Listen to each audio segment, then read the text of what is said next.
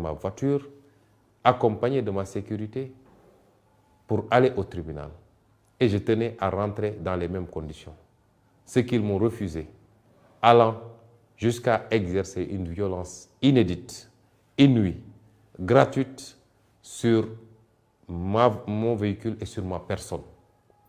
Le monde entier a vu des agents des forces de l'ordre casser la vitre de ma voiture, forcer les serrures pour m'extraire de force de cette voiture et me conduire directement à bord de l'un de leurs fourgons blindés. Ce que rien ne justifiait. Puisque si les forces de l'ordre veulent nous faire croire qu'avec tout ce dispositif qu'ils avaient déployé, ils n'avaient pas les moyens d'escorter notre convoi et de nous conduire à notre domicile, personne ne peut y croire. Le pire, c'est qu'aujourd'hui, on a vu des milices privées se fondre dans les rangs des forces de l'ordre, tirer des grenades lacrymogènes contre les foules sans que ces forces de l'ordre n'interviennent. Ce qui se passe dans ce pays est extrêmement grave. Le régime de Macky Sall entretient une milice privée que tout le monde connaît et reconnaît, que nous connaissons, que nous avons identifiée, photographiée.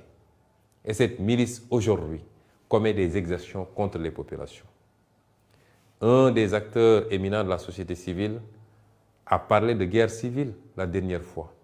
Certains se sont empressés de s'acharner contre lui. Mais le président Macky Sall nous conduit directement vers une situation désastreuse parce que personne n'acceptera de se laisser tirer comme des lapins par des milices privées entretenues par le régime du président Macky Sall. J'en appelle donc à l'ensemble du peuple sénégalais. J'en appelle à la communauté internationale pour vous dire que celui qui s'est présenté à vous comme un démocrate, qui a essayé de dépeindre son opposition comme une opposition violente, déraisonnée, est le seul dictateur, le seul violent, le seul haineux qui existe aujourd'hui au Sénégal. Le Sénégal est un grand peuple qui a jusqu'à présent résisté à tous les soubresauts, qui n'a jamais connu, qui n'a jamais été traversé par des considérations liées à l'ethnie, à la race, à la région d'appartenance. C'est seulement sous le régime du président Macky Sall qu'on a commencé à entendre ces discours haineux. Je veux dire à cette communauté internationale et au peuple sénégalais que cette obsession pour le pouvoir et pour un troisième mandat est en train de mener le président Macky Sall et son régime à franchir la ligne rouge qu'aucun président avalu n'avait franchie dans ce pays. Celle-là qui nous conduit vers la déstructuration du tissu social. Il est temps d'arrêter le président Macky Sall. Dès demain, nos avocats qui sont en train de travailler sur les suites à donner à tout cela déposeront certainement des plaintes, même si on n'a pas espoir, vu ce qui se passe dans la justice sénégalaise. Mais certains comportements et certains crimes ne sont pas prescriptibles. Contre tous les acteurs qui ont été mêlés à ces exactions, à commencer par le ministre de l'Intérieur, les généraux et chefs de la police qui sont mêlés à qui sont les donneurs d'ordre, les commissaires et autres commandants qui sont directement mêlés, des plaintes seront déposées parce que nous ne laisserons pas passer de telles attitudes qui ne relèvent pas d'une police nationale, mais qui sont des attitudes de banditisme. Comment pouvez-vous imaginer qu'un grand avocat comme Maître Clédor Ciré Ly, l'un des meilleurs d'Afrique de l'Ouest, procédurier et pénaliste, ait été brutalisé, extrait de force de la voiture pour être conduit dans un fourgon blindé?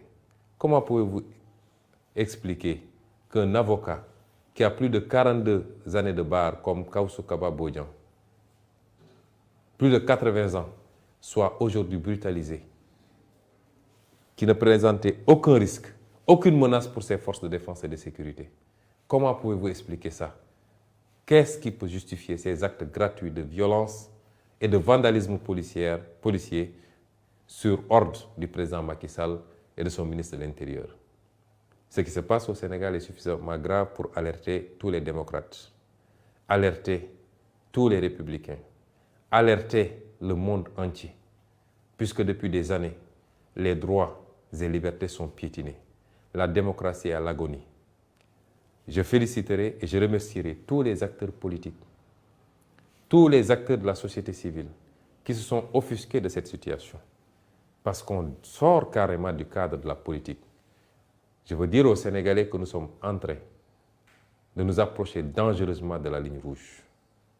Et celui qui n'en est pas conscient devrait prendre conscience parce qu'il est temps.